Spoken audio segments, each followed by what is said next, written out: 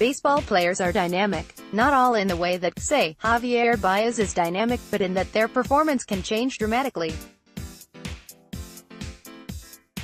Now, many year-to-year changes in performance can be chalked up to variance, or to a guy just having an off-season. Most of the time, when a player sees a fluctuation in performance, it's not actually because he suddenly became a completely different athlete. Sometimes, though, players can change fundamentally, or at least perform in a way that's clearly different from the past. In prior years, I've analyzed the Yankees that changed the most.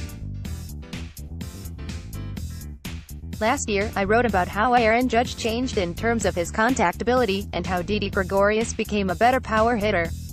There were obvious changes. This year's Yankees lack such clear differences. Some players saw their performance change, to be sure, but just because, for example, Gary Sanchez had a worse season in 2018 doesn't mean he was a fundamentally different player than in 2017.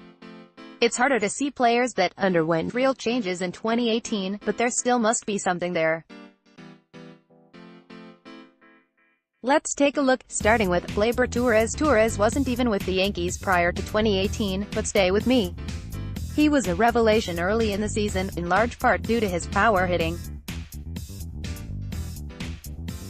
He burst onto the scene and blasted past expectations because he was able to hit the ball with a level of authority most scouts and analysts could not have predicted.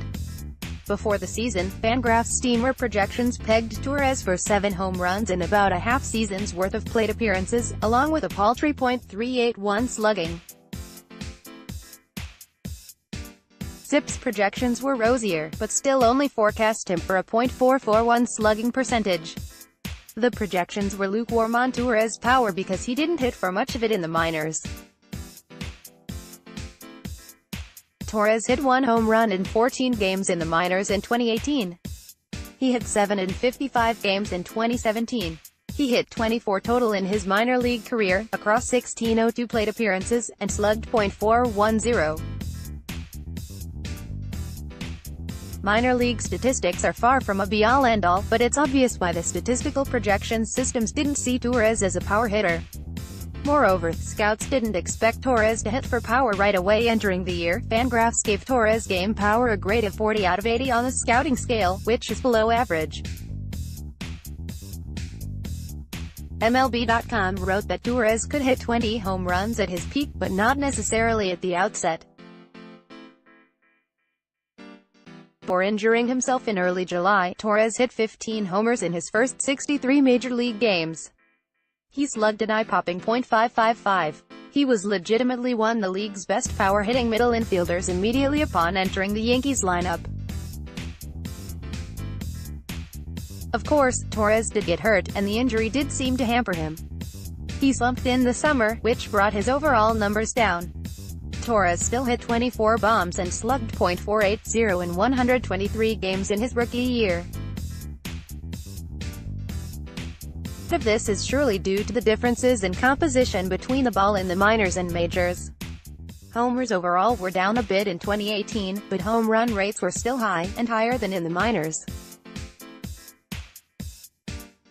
A rookie like Torres stood to benefit from that.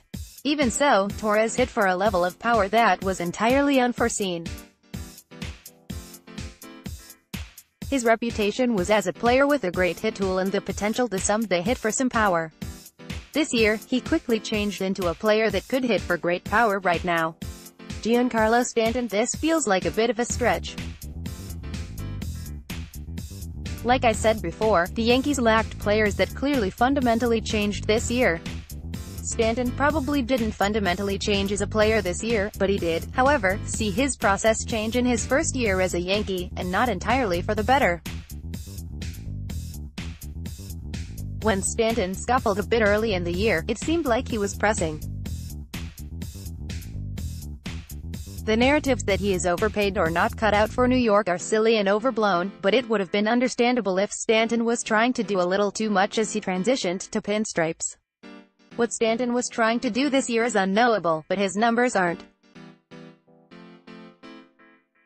Per Fangraphs, Stanton's chase rate spiked this year, from 27% in 2017 to 32% in 2018. Swinging at bad pitches more often leads to more whiffs, and more whiffs means more strikeouts. His strikeout rate flew up from 23% last year to nearly 30% this year. It's not unreasonable to think that Stanton could have pressed a little and expanded the zone too much this year. Heck, he certainly appeared to do so during the postseason. Elsewhere, Stanton's batted ball profile was also changed. He used the whole field more than ever, posting a career-low pull rate, and a career-high opposite field rate. Given Stanton's career 267 WRC on pulled balls, that isn't exactly a positive development. That being said, even as Stanton's fundamentals changed this year, I hesitate to say he really changed. Unlike Torres' newfound power, I don't expect Stanton's changes to stick entirely. In fact, while Stanton did change this year compared to last, he has reached these levels of chasing and whiffing before.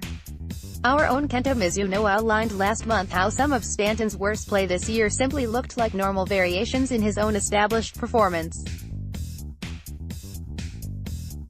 So Stanton did change this year, but with any luck, it won't be a change that lasts.